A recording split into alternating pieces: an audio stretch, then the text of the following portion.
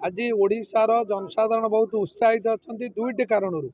प्रथम कारणर ओडिशार इतिहास रे उपनिर्वाचन रे एते डिफरेंट बा मार्जिन कोटी कर नथिला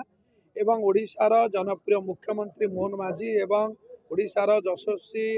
राज्य सभापति मनमोहन सामल नेतृत्व में भारतीय जनता पार्टी ये जो विजय होती से ओडिशार जनसाधारण बहुत आनंदित एवं द्वितीय बार ओडिशार जनसाधारण आनंदित ओडिशा रत्न माननीय केंद्र मंत्री धर्मेंद्र प्रधान के नेतृत्व में बिहार निर्वाचन करा एवं बिहार रे एते लंबा व्यवस्था स्वाधीनता भितर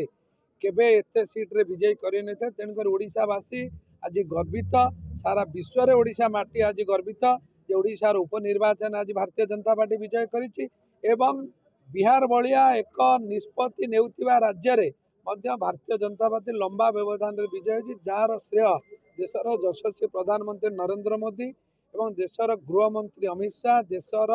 यशस्वी प्रदेश भारतीय जनता पार्टी सभापति जगत प्रसाद नाडा